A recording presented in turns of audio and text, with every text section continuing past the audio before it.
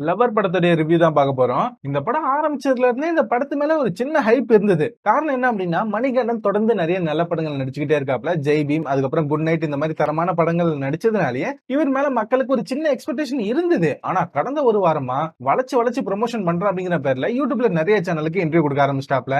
இதுல ஹைலைட் என்ன அப்டின்னா, நெறைய கருத்துக்கள் பேசுறாப்ல.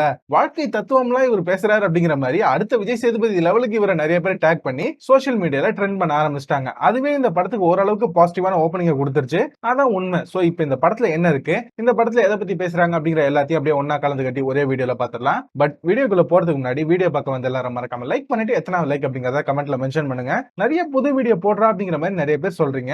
இந்த வீடியோக்கு முன்னாடியே லால் சலாமோட ரிவ்யூவும் போட்டிருக்கோம். மறக்காம அந்த வீடியோவும் பார்த்துட்டு லைக் பண்ணுங்க. இந்த வீடியோவும் பார்த்துட்டு உங்களோட சப்போர்ட் சொல்லுங்க. இப்ப டைரக்டா சம்பவத்துக்குள்ள போயிடலாம். இந்த படத்தோட ஒன்லைன் என்ன அப்படின்னா ரொம்ப சிம்பிள். மணிகண்டன் கேரக்டர் அவர் தான் லவ் பண்ற பொண்ணை தன்னுடைய கண்ட்ரோல்லயே வச்சுக்கணும் அப்படின்னு பாக்குறாப்ல. அவருடைய லைஃப்ல எதுவும் சரியா போகல.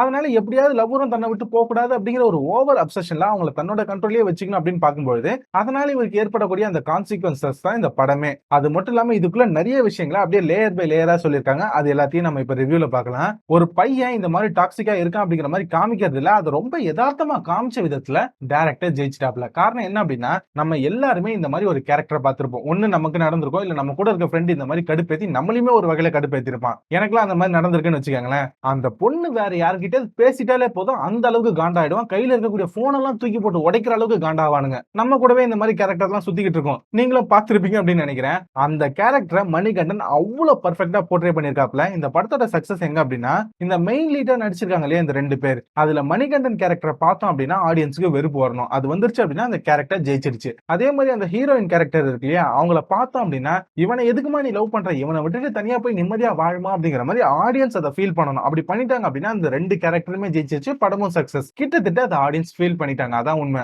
ரொம்பவே நீட்டா போர்ட்ரே பண்ணிருக்காங்க. இன்னொரு நல்ல விஷயம் என்ன அப்படின்னா ரீசெண்ட் டைம்ஸ்ல ஃபீமேல் கேரக்டர்ஸ்க்கு இந்த அளவுக்கு இம்பார்ட்டன்ஸ் கொடுத்து யாருமே ரைட்டிங்ல கான்சென்ட்ரேட் பண்ணதில்லை. அந்த வகையில அந்த கேரக்டர் ரொம்பவே அழகா எழுதியிருக்காங்க, ரொம்ப அழகா எடுத்திருக்காங்க. அவங்களும் வேற லெவல்ல பெர்ஃபார்ம் பண்ணிருக்காங்க. பெர்ஃபார்மன்ஸ் அப்படின்னு வச்சோம் அப்படின்னா அந்த ரெண்டு பேருமே பின்னி பெடல் எடுத்துட்டாங்க.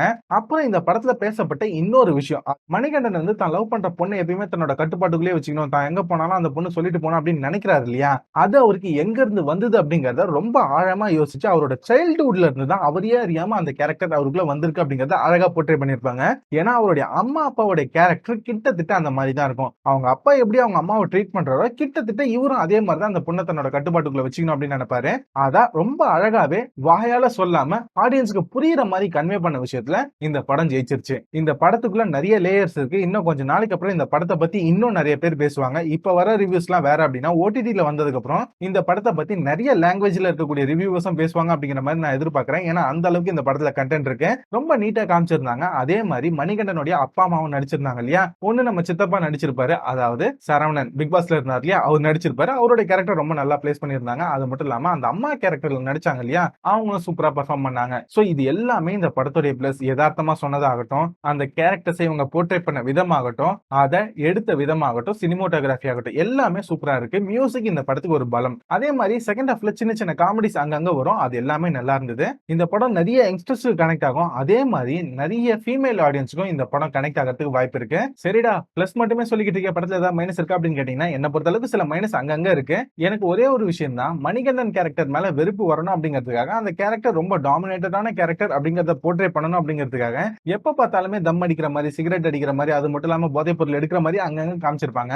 அந்த அளவுக்கு காமிக்க தேவையில்ல. ஏன்னா அவர் எந்த சீன்ல வந்தாலுமே அந்த மாதிரி தான் நிறைய காமிச்சிருக்காங்க. அது அந்த அளவுக்கு காமிக்க தேவையில்ல. ஃபர்ஸ்ட் சீன்லயே அவர் அப்படிதான் அப்படிங்கிறது கிளியரா புரிஞ்சிருச்சு. அது மட்டும் எனக்கு ஒரு மைனஸா பட்டுது. அதுக்கப்புறம் இந்த மாதிரி யங்ஸ்டரோட லைஃப்ல வெறும் லவ் மட்டும் தான் இருக்குமா அப்படின்னு கேட்டீங்கன்னா கண்டிப்பா கிடையாது. பட் கெரியர் மேலே ஃபோக்கஸ் பண்ணுவாங்க அப்படிங்கறத காமிச்சிருக்காங்க. பட் அதை கொஞ்சம் கம்மியா காமிச்ச மாதிரி எனக்கு ஃபீல் ஆச்சு. அந்த கெரியர் பெர்ஸ்பெக்டிவ் அப்படிங்கறதையும் கொஞ்சம் ஈக்குவலா பேலன்ஸ் பண்ணியிருந்தாங்க அப்படின்னா இன்னுமே நல்லா இருந்திருக்கும். ஏன்னா காலேஜ் முடிச்சதுக்கு அப்புறம் ஒரு பையன் செட்டில் ஆகிற வரைக்கும் லவ் மட்டுமே ஒரு முக்கியமான கண்டென்ட் கிடையாது. செட்டில் ஆகணும் அப்படிங்கிற ஒரு விஷயம் ஒரு மிகப்பெரிய கமிட்மெண்ட். அது யங்ஸ்டரா இருக்க எல்லாருக்குமே புரியும் அப்படின்னு நினைக்கிறேன். இந்த படத்துல அதை பேசியிருக்காங்க. பட் அந்த லவ் போர்ஷனை பேசின அளவுக்கு பேசினாங்களா அப்படின்னு கேட்டீங்கன்னா கிடையாது. அதையும் கொஞ்சம் ஈக்குவலா பேலன்ஸ் பண்ணியிருந்தாங்க அப்படின்னா இன்னுமே நல்லா இருந்திருக்கும். இதுதான் எனக்கு தோணுன சின்ன சின்ன குறைகள். பட் ஓவராலா பாத்தீங்க அப்படின்னா படம் சூப்பரா இருக்கு. மறக்காம நீங்க செக் பண்ணி பார்க்கலாம். இது யதார்த்தமான ஒரு சினிமா. யதார்த்தத்துல என்ன நடக்குதோ அதை அழகா போர்ட்ரே பண்ணிருக்காங்க. சோ அந்த மனப்பான்மையில போய் பாத்தீங்க அப்படின்னா கண்டிப்பா இந்த படம் பிடிக்கும். இதுதான் இந்த படத்தை பத்தின என்னுடைய ஒப்பீனியன். கண்டிப்பா இது உங்களுக்கு பிடிச்சிருக்கும் அப்படின்னு நம்புறேன். உங்களுக்கு இந்த படத்தை பத்தின ஏதாவது ஒப்பீனியன் இருந்தது அப்படின்னா மறக்காம கமெண்ட்ல சொல்லுங்க. நான் அடுத்த வீடியோல உங்க எல்லாரையும் மீட் பண்றேன். Until then, bye bye. Thank you guys.